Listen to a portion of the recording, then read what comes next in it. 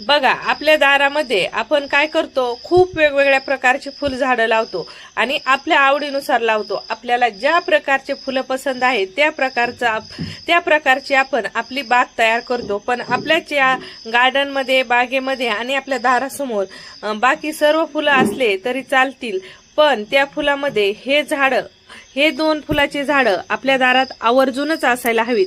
या झाडांचे एवढे महत्त्व आहे ना ज्योतिषशास्त्रात. ह्या फुलांपासून तुमच्या घरामध्ये असे काही चमत्कारी बदल घडून येतील की ज्याचा तुम्ही विचार स्वप्नातही केलेला नसेल. नमस्कार मंडळी, मी वर्षा येवले माझ्या नवीन एका व्हिडिओमध्ये तुमचं खूप मनापासून स्वागत करते. आणि आपले जेवढे काही व्हिडिओ होत असतात ते ज्योतिषशास्त्रानुसार होत असतात.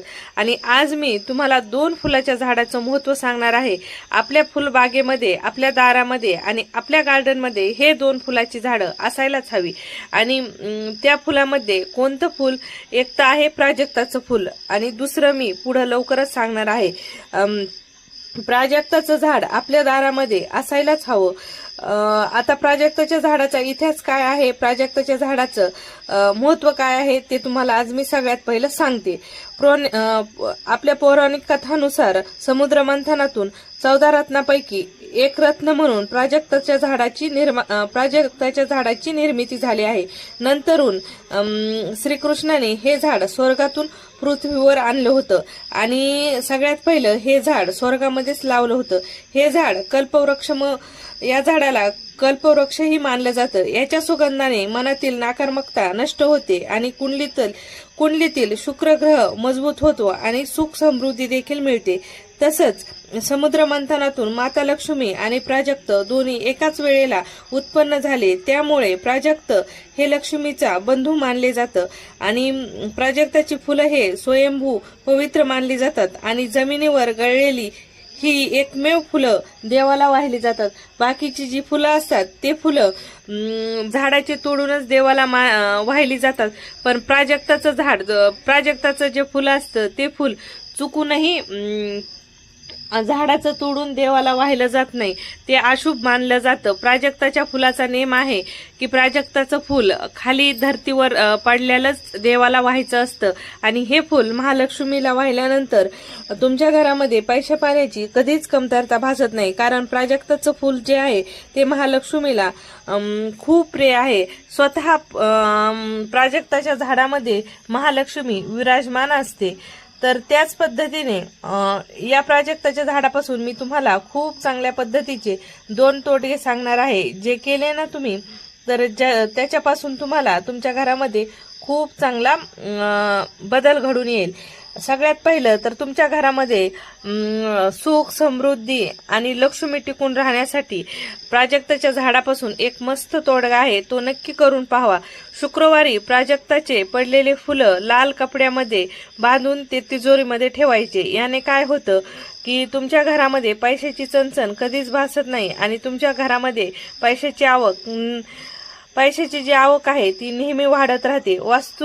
तुमच्या घरातील वास्तू सकारात्मक राहण्यासाठी आणि तुमच्या घरामध्ये नेहमी सकारात्मक ऊर्जा राहण्यासाठी घराच्या उत्तर किंवा पूर्व दिशेला प्राजक्ताचं झाड लावल्याने घरातील वास्तुदोष आणि नकारात्मक ऊर्जा दूर होऊन कुटुंबात नेहमी शांतता राहते. त्याच पद्धतीने तुमच्या घराला नजर दोषापासून दूर ठेवण्यासाठी या प्राजक्ताच्या झाडापासून एक खूप चांगला उपाय आहे. तर काय करायचं, प्राजक्ताचं जे मूळ आहे ते मूळ एका काळ्या कपड्यामध्ये बांधायचं आणि ते मूळ तुमच्या मेन दरवाजाच्या तिथं बांधून द्यायचं.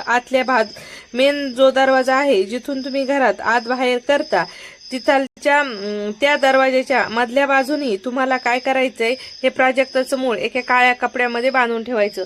त्याने काय होतं, तुमच्या घरावर कसल्याही प्रकारची वाईट साईट नजर पडत नाही, तुमचं घर नजर दोषापासून दूर राहतं. आता या प्राजक्ताच्या झाडापासून खूप वेगवेगळ्या प्रकारचे तोडगे आहेत जे तुम्ही तुमच्या घरामध्ये करू शकता. आता एक स्पेशल तोडगा आहे तो मी तुम्हाला सांगते. बाकीचं सगळं सांगत बसायला वेळ नाही, कारण व्हिडिओ खूप मोठा होईल. दुसऱ्याही झाडाबद्दल बोलायचं आहे.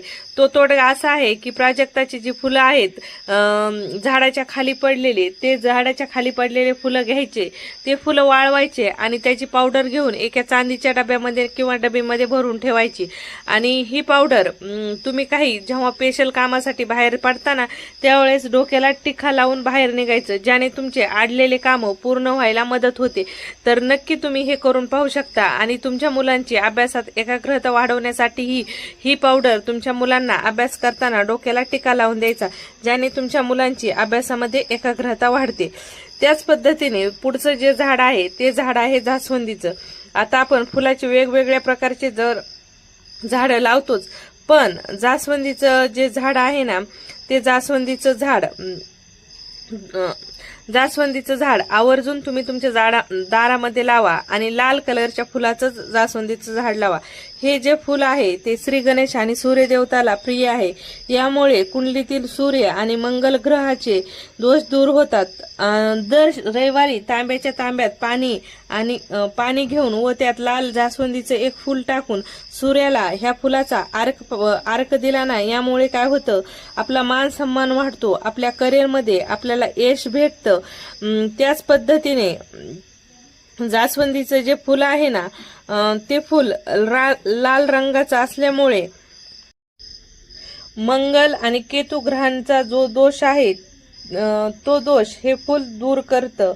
आणि याचा तीव्र लाल रंग जो आहे यातना ऊर्जा व शक्ती आकर्षित करण्याची क्षमता असते.